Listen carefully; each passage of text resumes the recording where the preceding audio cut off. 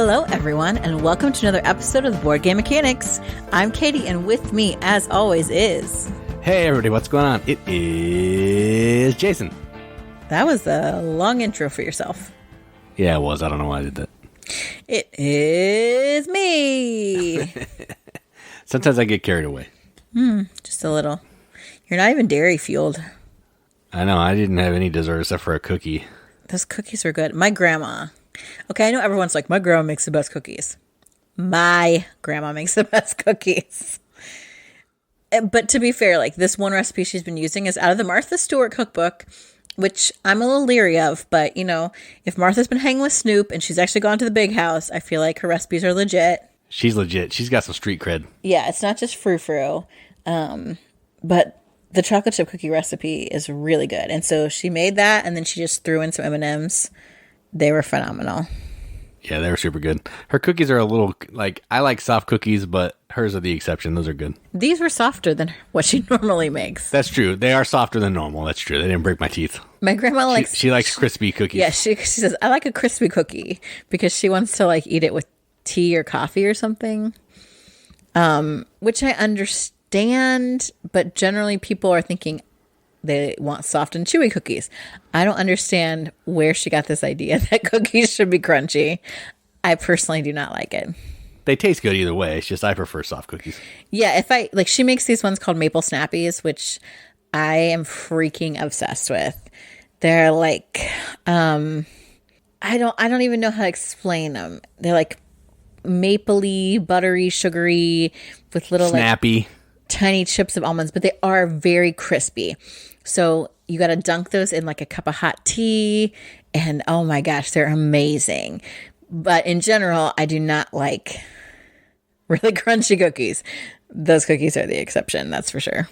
Yeah, I do like those. You got to dip those though, those maple ones. They do need to be dipped. But again, I also think the Oreos have to be dipped. I cannot have Oreos without a glass of milk. Like, absolutely not. No, you're wrong. It's okay. No, how can you just like bite into it like it's all dry and you want to talk about crispy? Yeah, it's good chocolatey cookie with nice cream in the middle. Like, I don't know what the issue is here. You got to put it in the milk and hold it in there until the bubbles stop, just like you do people. You got to submerge the cookie until the bubbles stop. I've never dipped any people in milk, but I'll take your word for it. But I just have to have, like, Oreos have to be with milk. I can't just eat them, like, straight out the package. Like, I don't understand. Like, you are a savage. No. I don't get it. I'm correct. And I don't even bother with regular Oreos anymore. Like, it's double stuffed or nothing, or go home. Yeah, you don't want that crap light cream. No one wants that mess. I've never tried, like, the most stuffed, like, the extreme ones, because I just feel like the ratio is off. It's a delicate balance. Yeah, there's got to be a fine balance. I don't even know if I could dunk that. That is also my problem. It would probably fall apart. I don't know. Anyway, hot topics. Oreos with milk or without milk. The podcast within the podcast. It's true. We haven't had one of those for a while. I could go on and on about cookies. This fat kid knows cookies. And I like a lot of cookies. Anyway... The cookies didn't help my heartburn, though. I need some pickles for that. Isn't that weird? That you have heartburn again? No, the pickles help heartburn. I just think that's strange. Yeah, pickles are weird. Pickles are a weird thing, considering cucumbers give you heartburn, but pickles do not, which is weird. It must be the vinegar. Only if they're like this, not the seedless, burpless kind. Like they do make some that shouldn't. Genetics. Yeah. Anyway. Yeah, I don't understand. Science. I digress. Let's talk about news and crowdfunding.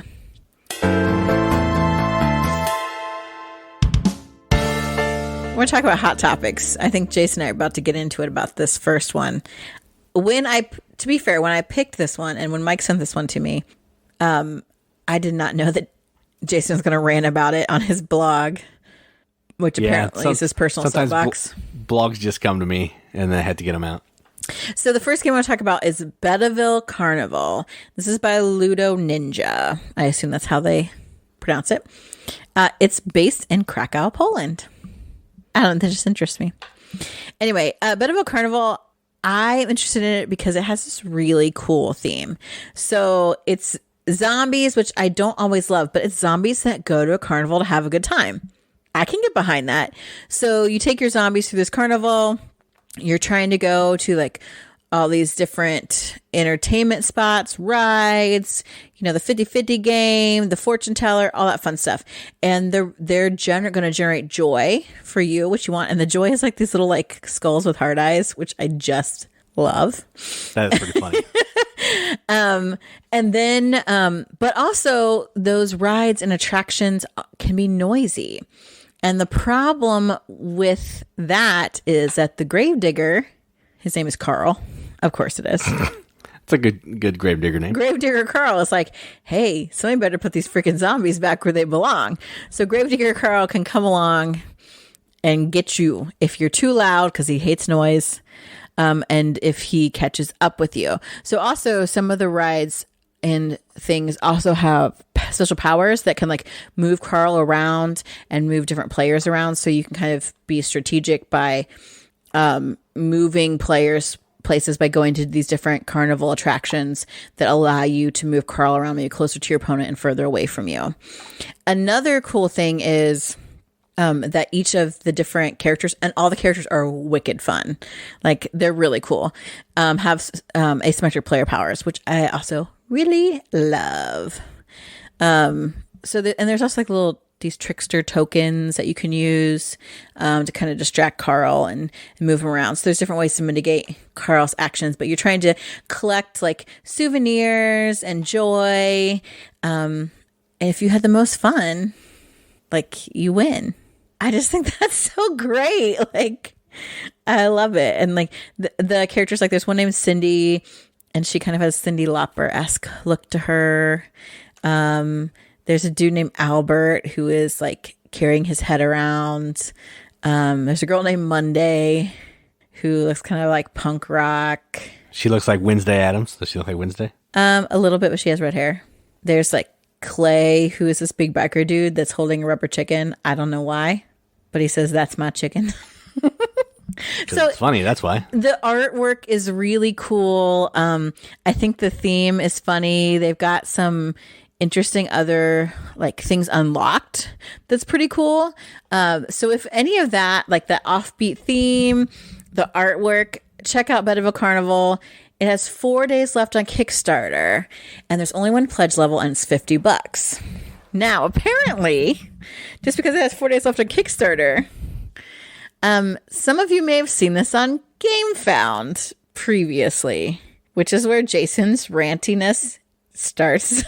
Yeah, so this is not a game that I'm something I'm going to get on a hill and die for, but it was on GameFound in May. They were crowdfunding it there. It closed, did its whole thing there, funded, all that kind of thing. And then in July, as of July, today's the 14th, it's on Kickstarter again when that other campaign just closed 2 months ago. So my issue is, I'm not going to talk about the GameFound one. My issue is it a good look to have a first edition 2 months before you're doing another reprint when people who did the first edition haven't even had a chance to get the game yet? That's my issue. It looks shady because it's on a different platform, and it's so close to when the original one funded that it just gives me weird vibes. Like, it looks like a cool game. It looks fun, but I just think the crowdfunding piece looks a little iffy. And my thing is, like, as of right now, GameFound and Kickstarter really seem to service different crowds, or like not everyone is really into GameFound yet. So I'm just wondering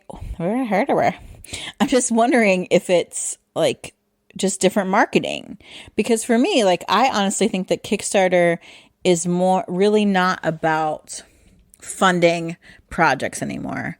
I feel like it is like an entirely new way to market your games.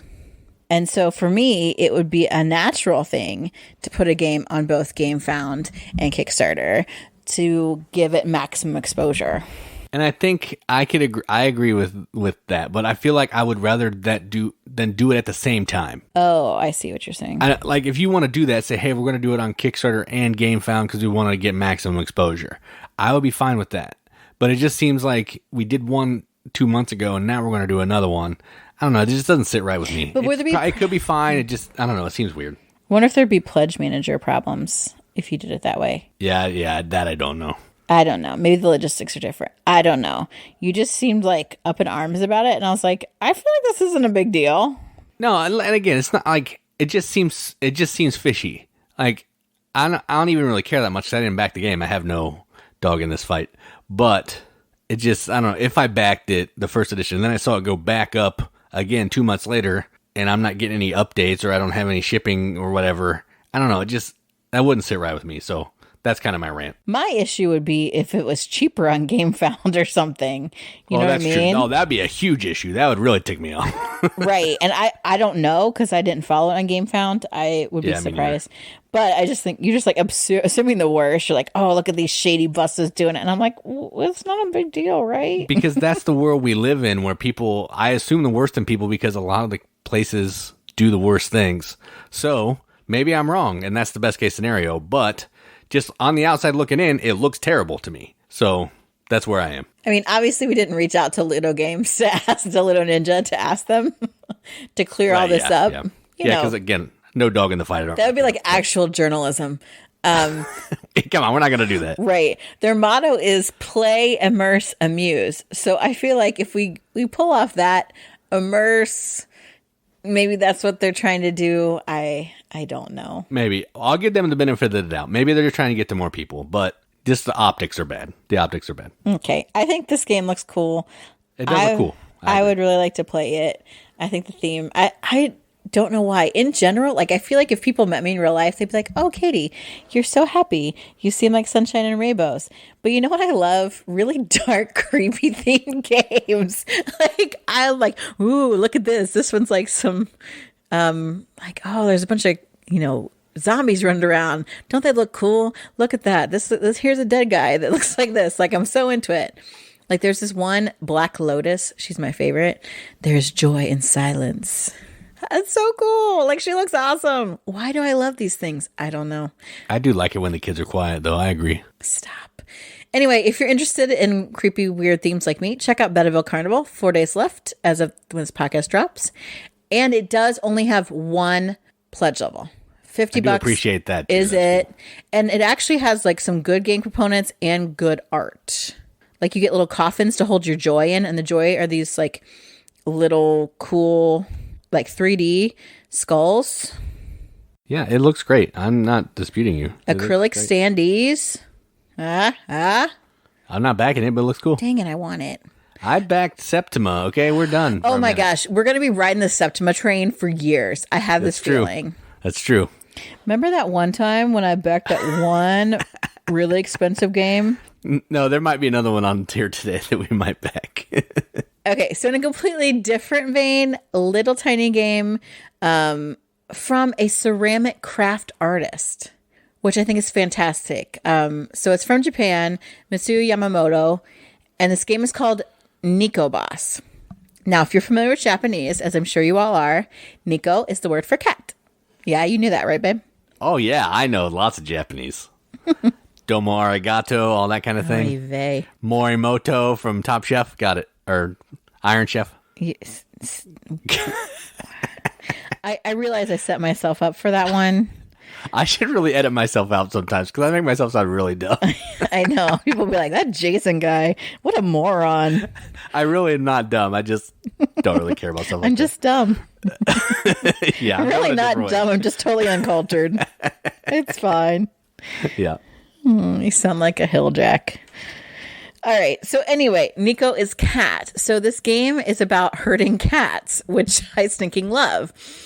What's really, it's really basically an abstract game, but the cool thing about it is you have the board is ceramic. The cats are ceramic tiles.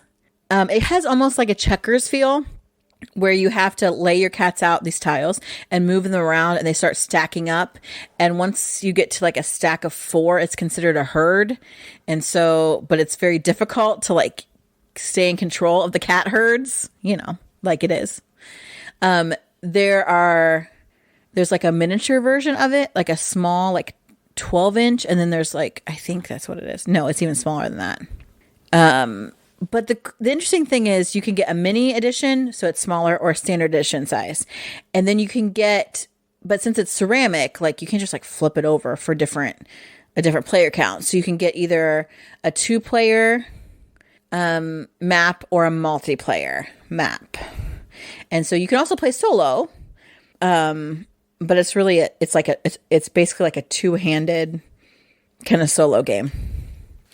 But I mean, the components are unflipping believable. And so I know some people really like little abstract tile games. And we have friends who, for some reason, love every game about cats. I can't figure that out. But if you are interested in abstract games or just really interesting component games, check out Neko Boss. So there's 7 days left. If you just want the mini version of the game, a 2-player one is $19, which is super reasonable. If you still like the mini version, $24 gives you the multiplayer. But if you're like, okay, I'm not sure about the mini version, it might be too small, to get like the standard size, $26 for a 2-player board, or $37 for the multiplayer board. So very reasonable for excellent components. There's also this like deluxe-ish version that's like, what do they call it? It's like wooden, wood line, or what do they call it? Wood framed. So it's an 8-inch ceramic board with like 36 intersections, 2 different colors of 18 pieces, 12 black pieces, 9 green pieces for multiplayers. That's like $363, which is outrageous, but it's like really cool. So the standard size board is 6 inches, and then the mini board is 4 inches. So cute, little, and very affordable. So that is Neko Boss. 7 days left on that project. It does sound cute, but this is not the one that I was talking about backing, but it does sound cute. I know. It does. Y'all know I love to support my Japanese games. And the last thing I want to talk about today is no exception. This Kickstarter is a combination of 2 things that I love. One is a game called 100 Torii, which we have talked about in this podcast before. And the other is Hanafuda, which is a game I've talked about in this podcast before. So a couple weeks ago, actually. That's right. Now there is a Kickstarter out there for a deluxe Hanafuda deck and the 100 Torii Diverging Pass, which is the expansion for the 100 Torii. Hanafuda, I talked about it. It's this like kind of matching card game. This version has like big cards, giant cards, with artwork by Vincent Dutrait, who I do have a soft spot for, who also does the artwork for the 100 Torii and many, many others. Now, the cool thing is you get this awesome artwork. You get these big cards because normally Hanafuda cards are like tiny little cards. Like think the Ticket to Ride cards in the original Ticket to Ride. Like maybe smaller. Itty bitty. They're fun. I really like original Hanafuda cards, but to have the bigger ones, you can really see the artwork, which I think is neat. They've done some cool stuff because they've given you all these English rules with like a player guide for each player. So it's going to show you like a reference like what the sets are that you can collect to make points. So they've got like 8 variants of the standard kind of koi gameplay. They also have a way to play koi solo, which I think is really interesting because I've always played Hanafuda at 2 players. You can play it solo with a brand new solo variant designed by Bruno Catala. What? I mean, it's like awesome on awesome. And the artwork is freaking gorgeous. Oh, obviously. Like, I love the original artwork, but it's really cool. It comes in this really pretty box with a sleeve. We've got all these reference sheets, even like, because for me, growing up looking at these, I know which cards go with which month because it's basically like 12 suits. So it's like 1 for each month in the year, but each suit has 4 cards in it. And so for me, I know automatically which cards go with which suit, but if you aren't used to that, some of them you're like, how does this what do you mean that goes with that? So there's a reference sheet for that. And then all these variants, they've got another like variant, Wandering Visitors, included in there, plus the solo variant. There's even a history of Hanafuda. Oh my gosh. I'm like super stoked about that. So in addition to that, you can also get the expansion for the 100 Torii. And the 100 Torii is a really beautiful tile laying game where you're kind of building this Japanese garden. I really enjoy it. And sometimes I get real weird about tile laying games because, my brain doesn't work right. This one's pretty easy, though. It is, because you have 2 tiles and then you play one. Like, that's pretty much it. But it is kind of thinky because then you're like, okay, I want to get a path from this one object, this one garden decoration to another, but I want to go through the most Torii gates and like pass the most stuff. So how do I get that to work out? Like, there's lots of thought involved. I love that. So to give more to me with that game, yes, please. So this has got 4 new locations. It's got 2 new characters. And one of the characters I was telling Jason is called the Gambler, and it comes with a die. So automatically, like, there's going to be some push your luck there. I know it. Which, that's like Jason. Now I have to back it. Thanks. Jam. You could have gone without that. And it comes with 2 mini expansions, one with matcha, that's going to give some benefits to characters, and then one with sake, which is always great to have, that gives you some immediate benefits and then can be some like long-term effects based on that, which I think sounds really cool. Another really neat thing about what they're doing with this expansion, and Jason would probably hate this, because he likes to get rid of the secondary boxes of most expansions and put it all in the base box, well, there's no way that's going to happen in this one anyway. Which drives me bananas, because I like to have them separated in case I don't want to play with the expansion. And while it may be obvious to someone who sets up the games all the time, when I'm flying solo and trying to set up a game for other people, I don't want to look like a moron who doesn't know how to play the game because I can't figure out what parts go to what thing of the game.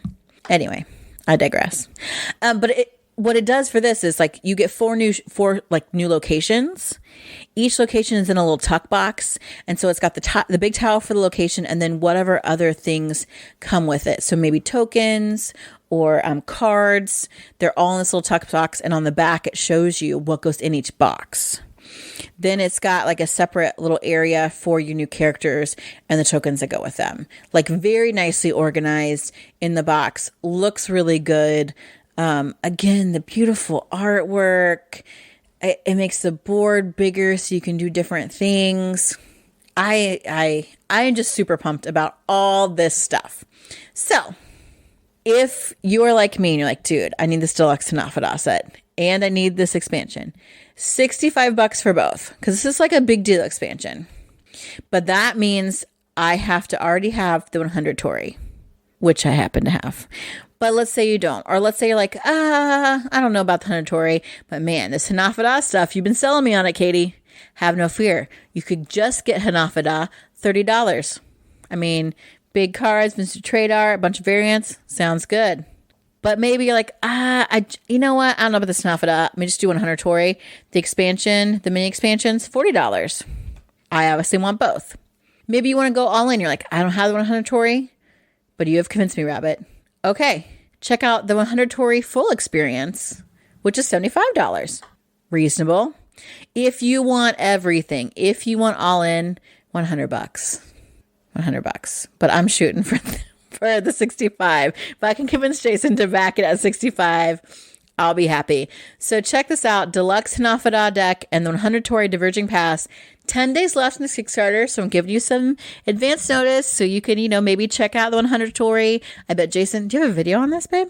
No, I haven't done one yet. I've been thinking about it. Gosh. Well, now I'm putting you on red. Okay. Until you do it. Like, it has to happen so that people can see what 100 Torii is about. I don't even know that you've attempted a Hanafuda. Yeah, I don't know. Maybe I have not done a 100 Torii, and I've not attempted a Hanafuda, but I'm like 90% sure I'm going to back these new cards here. So if I do, I will do a review of these cards because they are gorgeous, and we'll also show off the game because same kind of rules, but bigger cards would be easier to see on camera. That's true. That's true. But that gambler really has me intrigued. I know. I knew you would. Yeah. So we'll see. Because what happens. the die looks like it's got the different decorations on it. So it's like, do you play the gambler and roll it to see like what decoration you're going to be able to use to like... Or like if you get the same one that you picked, you bust or something, that would be cool. Right. Yeah. I don't know. I'm intrigued. Yep. So check those out. 10 days left on that Kickstarter. And if you want both, like I do, $65. And that's what I have for news and crowdfunding.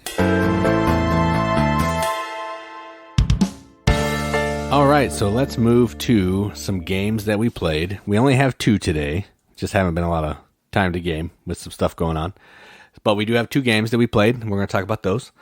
The first game that we're going to talk about is a game that our friend Chris has brought over, 4 or 5, 22 times. And it's a cooperative deck building game called Shadowrift.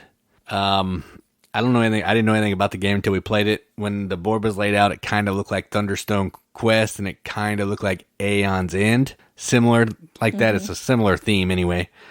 But what we're doing in this is cooperative deck builder. So we're all we have the same starting cards, and we're all working together to keep these monsters that are going to be attacking throughout the round from killing all of our townsfolk. So there's basically, we each have our own deck of cards, but there's also like a shared deck of cards that's on the board that we each can use. And another cool thing about this game is there's no turn order. You just kind of take a turn when you want to take a turn, so you can discuss it and take turns, and just whenever you're out of cards, you're clearly done playing. And then, if too many of the townspeople die, you lose the game. If you run out of corpse cards, you lose the game. There's one other way to lose. I can't remember. But there's 2 ways to win. You're trying to either get rid of the shadow rifts by closing them with seals, or you're trying to build these 8 walls and get them into the town to protect yourself from the monsters. It's a pretty simple deck builder, really. Like, it just functions like most other deck builders, but the cooperation is really cool. It's hard. We came down to basically probably the last turn and we were going to die, but we actually pulled it off and we won.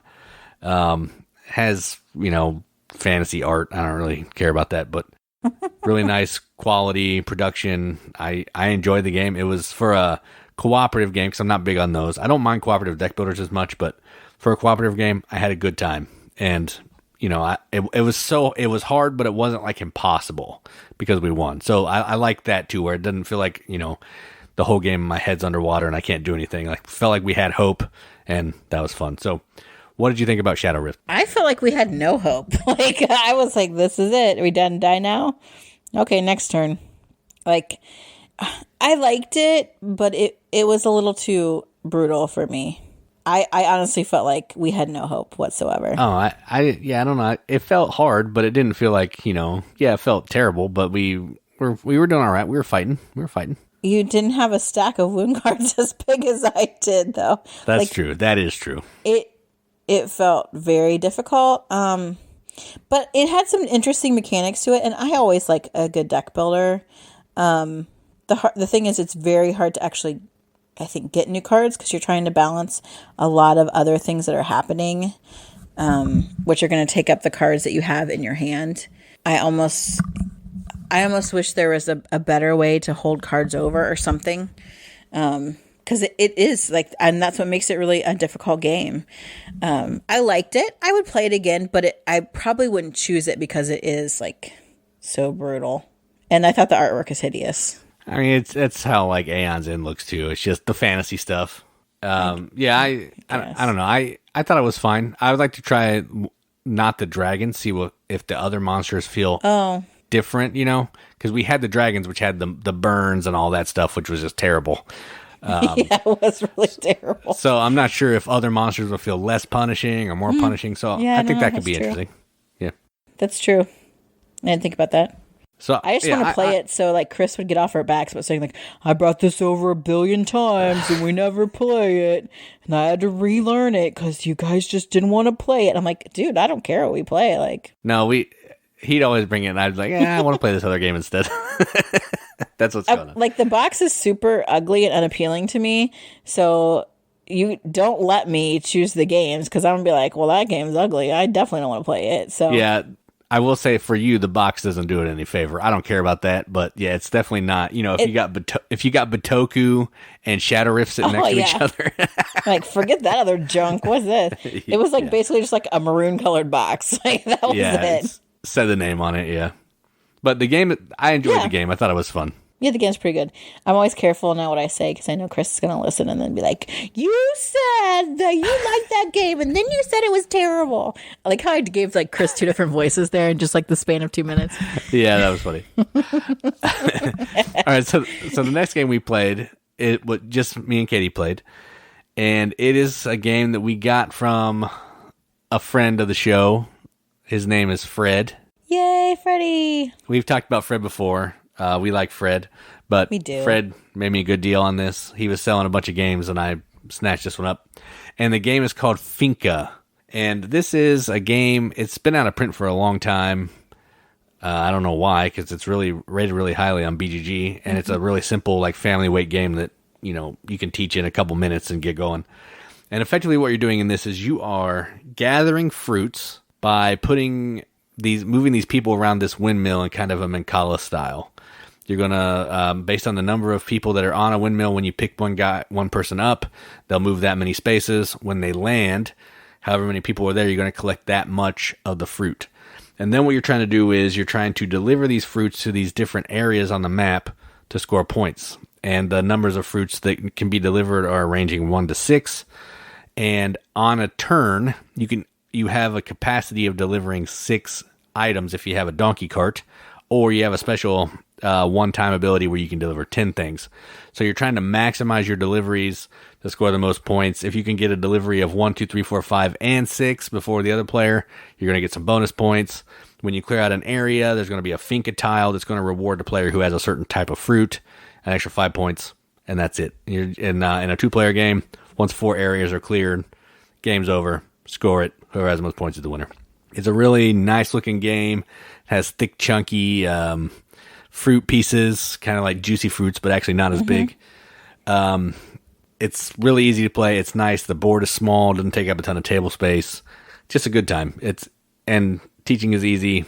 All the rules are, doesn't seem like it makes sense, and I enjoy that. So I'm glad I finally got to play it. I can't wait to play it with like Brandon and Josie to see how they dig it. Because I think they'll like it. But so what do you think about Finca?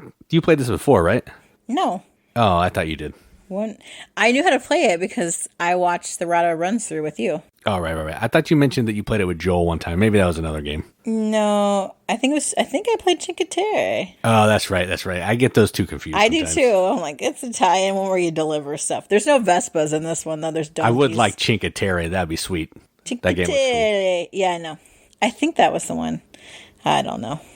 Yeah, I like this one. The production is good. I don't know why Fred got rid of it. Yeah, I didn't ask him. I don't know. It's fun, Fred. Is it like possessed or something? Like, watch it on the shelf. We got Demon Finca in the boardroom. I knew it. But yeah, it's fun. I'm interested to see how it plays at more players. Because at 2, it was still fine. I think it scales fine. I'm not very good at games like this because I like programming where I need to move and go because I'm not very good at juicy fruits either. But that doesn't bother me. Sometimes that bothers me in games where I'm like, okay, I'm obviously a moron. I'm never going to figure this game out. Like, it just is not my niche. But I didn't feel that way about this game. And it is kind of, it's casual. Like, it doesn't feel super high pressure. It goes pretty quickly. And I really like the components. I love big chunky components like that. So yeah, I enjoyed it. I thought it was good. Yeah. You're only doing one of two things in your turn. You're moving the person around and collecting fruit, or you're selling fruit. That's it. Right. And so again, one of those games where it's like, okay, my actions super easy to take, but then what do I like deciding which person I'm going to move around and how can I get the most fruit and what fruit do I actually need? And of course the fruit I need is I can't get. And getting the people where you need them is really tricky, tricky. So it's that really what I feel is a really sweet spot between easy, like gameplay, but thinky decisions. So yeah, I liked it. All right. So those are the 2 games that we played. Let's talk about shelf number 3. Shelf number 3. We have reached the bottom of the first shelf, right inside to the left of our game room door. This one has some kind of fatty games on it, so there aren't as many to discuss this week because we just couldn't fit that many on the shelf. To be fair, again, what's on there makes no sense to me why they're grouped together. But it is, I think, a pretty dang good shelf, if I do say so myself. So are you going to get started with this one? Yeah, I can start. As I see you making notes on the outline. Like, who's going to talk about this? Yeah, I'll start. So the first game on the shelf is actually a game and its expansion. And this is one of the ones that I couldn't fit in the same box. In the base box, there's so much stuff. You could barely fit the base stuff in one box. Well, and that's because we bought the fancy. Yeah, that's true. We have all the different shaped meeples, and the game is Dinosaur Island and Totally Liquid expansion. There's so much stuff in this game. It takes up a huge presence on the table. I actually just played this a couple days ago when Katie had our youngest at cheerleading. I was playing this game with our friends Chris and Amy because they wanted to play it again. They played it a long time ago. So, yeah, I busted it out. Setup sucks. I hate setup. Teardown is terrible. But in spite of all that, the game is really great. I wish I could fit it in one box, or it had a big box or something. That would be nice. But all the different meeples has really awesome components. A slap bracelet for the first player marker. 80s artwork and components galore. Just bright neon colors. It's so good.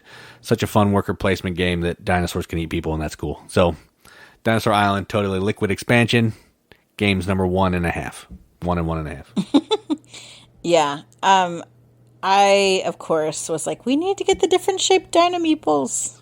And again, it's not necessary, but they look cool. Exactly. And I like to play with them and make the dinosaurs fight and eat the little, there's these little goat meeples in there for one of the expansions. And I like to make the dinosaurs eat the goats because it's funny. Chris built a water dinosaur, but he grabbed a pin, like a pin extension that was not water. And I told him at the end, I was like, dude, you didn't grab a water one. He's like, I didn't know there was water ones. Your dinosaur died because it didn't have water. It shouldn't even count as points. He lost. Yeah, he had a land paddock in the water. It's fine. It's all good. Again, it doesn't matter. Just art, yeah. It matters to me. The next game is, I know, a big favorite from one of our friends, Tim. Some call him Tim. He talks about this game all the time. In fact, everybody over at the Board Game Rundown does, and that is Taverns of Tiefenthal. Taverns has a lot of stuff that we love going on. Mostly the idea of using dice as workers. And the cool thing about Taverns of Tiefenthal, I actually didn't realize this at first, but Tim and them kept talking about it, and I was like, oh, you mean you can only play with part of the board? In true Jason fashion, we whipped out all the modules straight up. That's right, because we ain't no quitter. We are not. I can't even imagine what it'd be like to play it with just like one or two. So you're running a tavern, and in order to do that, you can hire people to work at your tavern. That actually makes things easier for you. You've got customers that are coming in. Some of them are special that can give you extra points. Just the general upkeep. You can bring beer in. All of those things happening in this game, and you're using whatever the value is on the dice to make these things happen. So it's just a lot of things that we really like. It has almost a little bit of a Grand Austria feel, which y'all know, huge fan of Grand Austria, but it's got like this really fun theme. You can use these little schnapps to like make things wild. We don't have any of the expansions, and Jason was telling me he thought the expansion was, I think it's called Open Doors or something, was not in America yet. Yeah, I don't know that for sure. I was guessing. I think so. I don't really know. I don't know. I'll Google it. But in looking at some of the pictures on BGG, I'm like, dang, I feel like I should bling out my Taverns of Tiefenthal game like I did for Grand Austria, because there's some cool stuff. You got to balance your money. I mean, all kinds of cool little things happening with your cards and in your tavern. And that was a really terrible explanation of it. We haven't played this for quite a while, and I kind of think it's time to bring it out again. I agree. Ooh, the expansion's $35 on Amazon. Well. Maybe it's Amazon. Make sure it's Amazon US, because sometimes it pops up as Germany. Nope, it's US. Oh, interesting. Yeah, I might have to look into that. But side note, we'll look at that later. Anyway. Yeah. Very good game. Tiefenthal's great. Yeah, it's a deck builder, dice drafting, board upgrading. It's got everything. Everything a good game can have, this has it. It's good.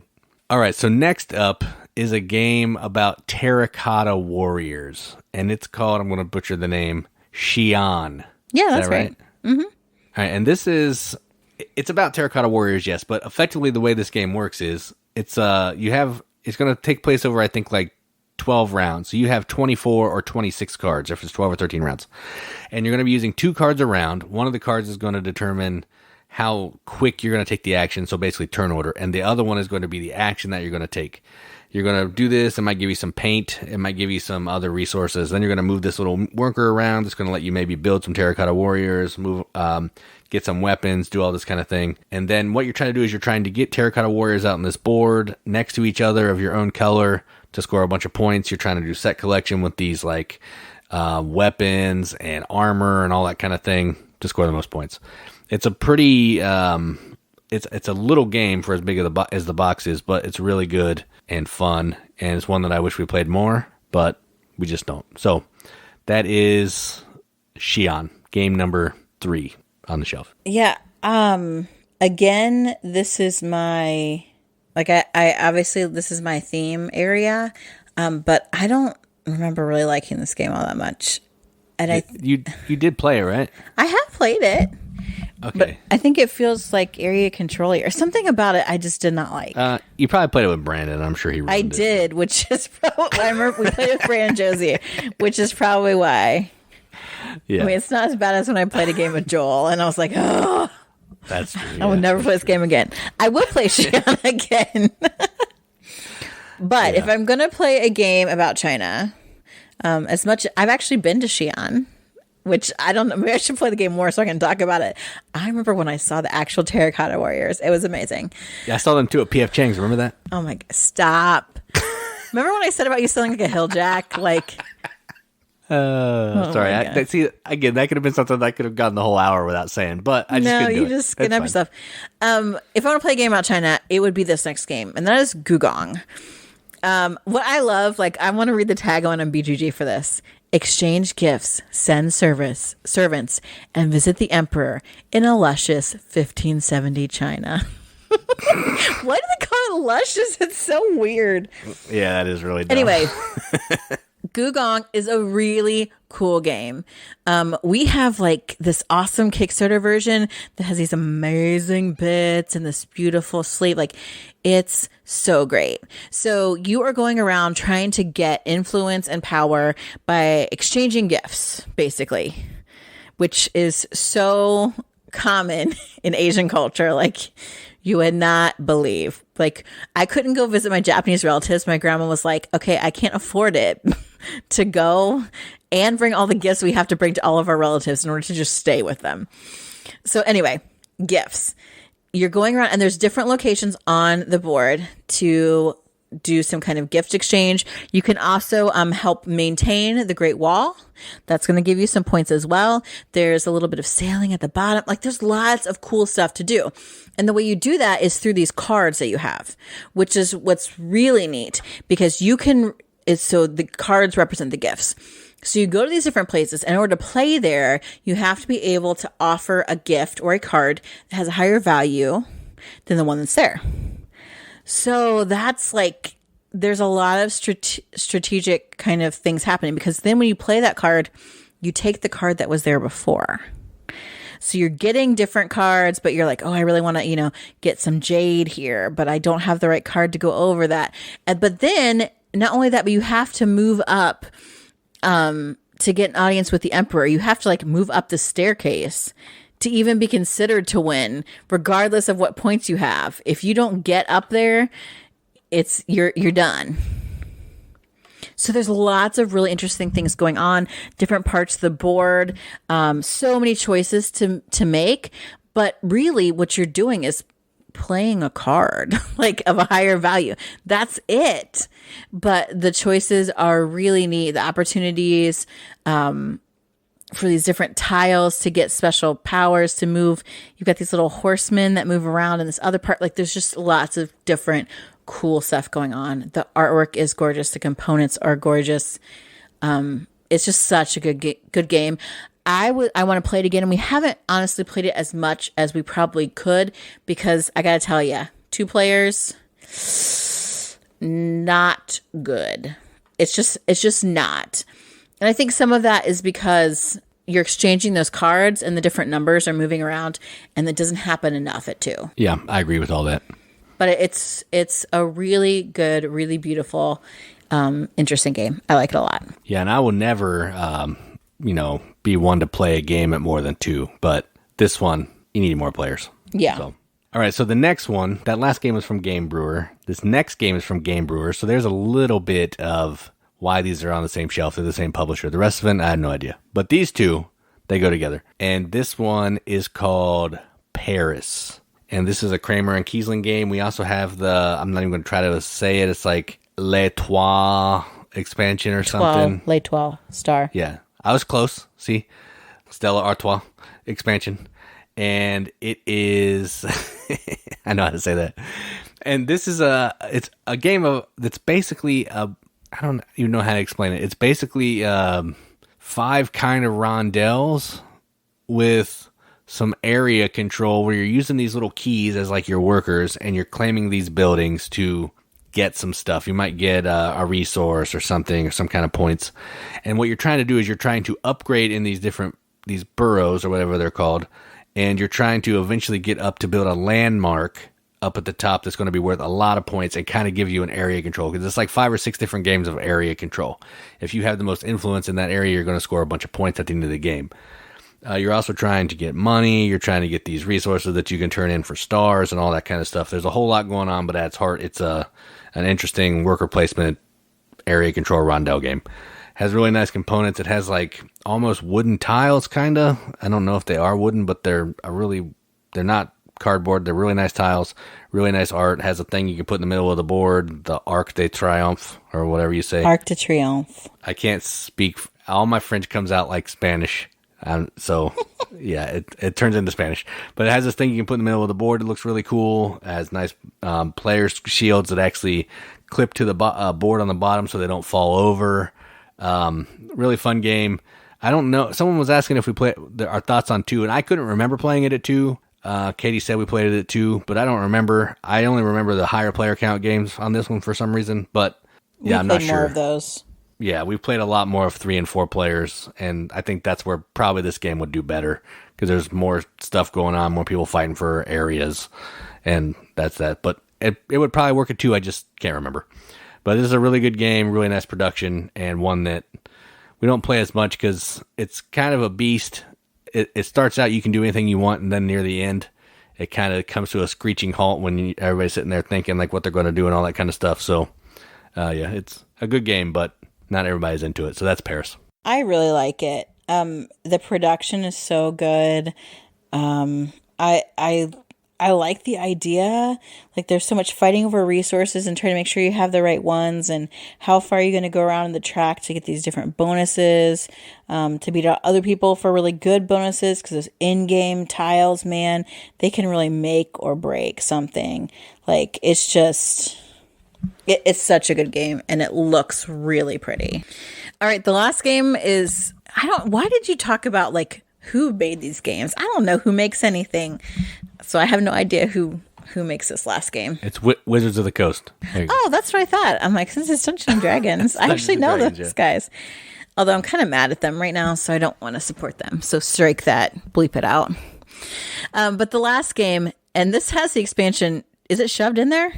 Or is it 2 boxes? Yeah, no, it's all in 1 box. Of course he did. This is Lords of Waterdeep. And it says on the outline, it's all in 1 box. It says right there. I was actually looking at it. I just stopped after expansions and didn't read all one box. It's just one expansion, right? Scoundrels of Skullport? Yeah, it's one box of expansion, but there's two like modules in there.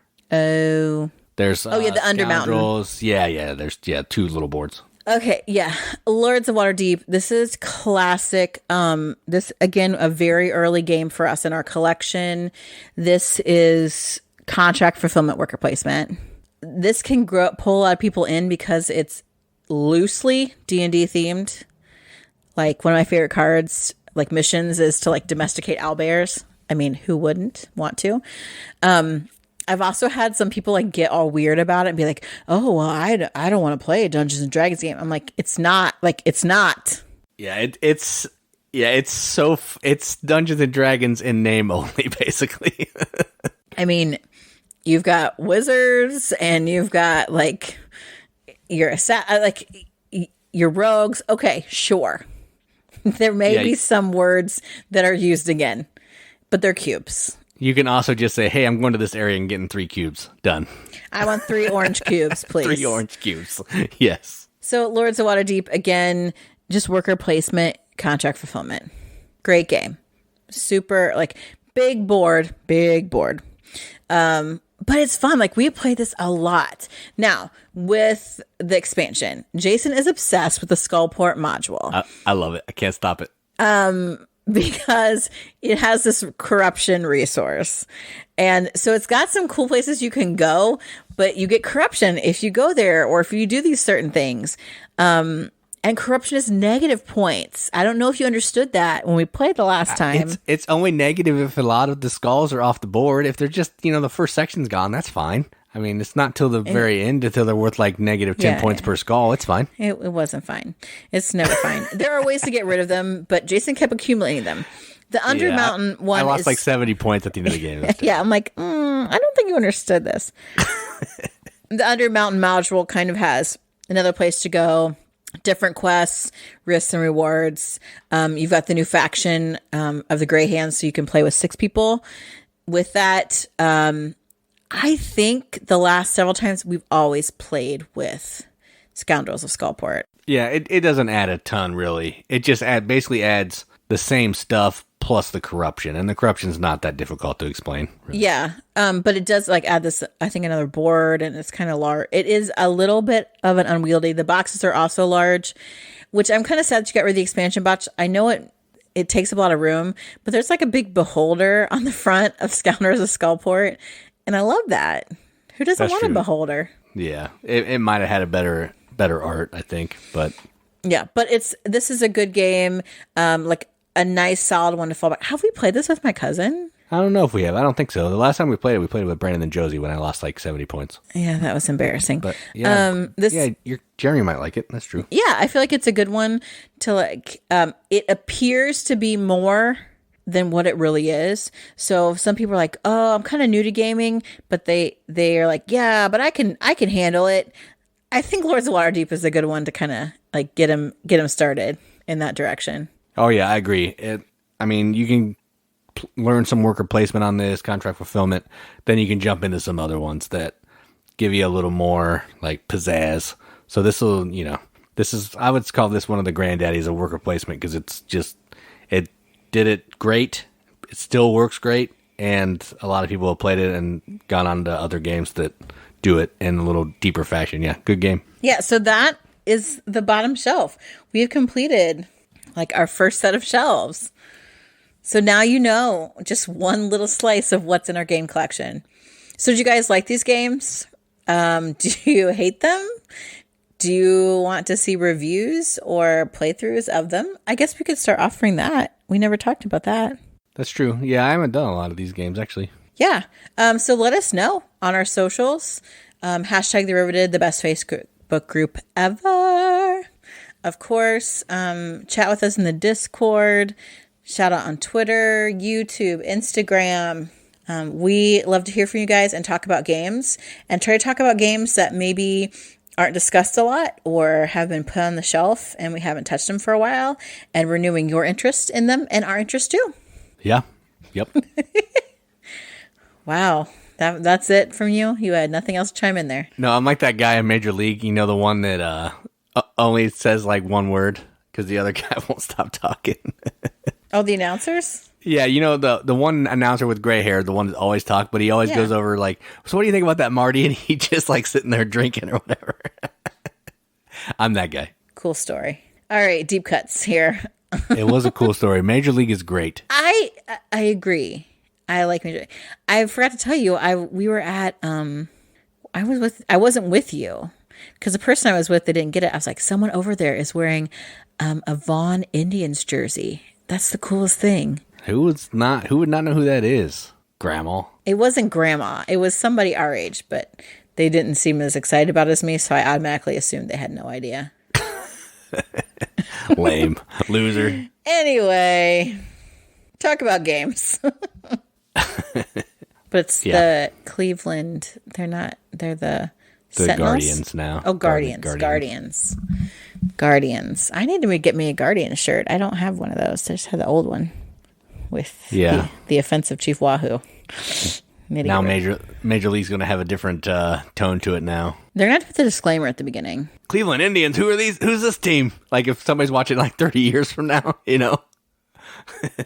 I think they'll be all right. Yeah, okay, we've derailed. Anyway, so that's our last shelf. Next week, we're going to do a different topic. And then we'll be on vacation for a week. And then we'll probably come back and hit a different shelf. We want to try to mix it up for you. Jason just can't go plowing through our entire game collection. He thinks that's cheap. I don't think people want to hear that either all the time either. So I don't think people want to hear anything that we talk about, but somehow we still have listens. That's probably true. You're probably true there. All right. Well, let us know if you've liked going through the shelves, and we'll keep it up. Or if you hate it, we'll keep it up in your face. We might keep it up, or we might just not do as much. Okay, I've been Katie. And I'm Jason. Keep gaming, everybody. Keep gaming.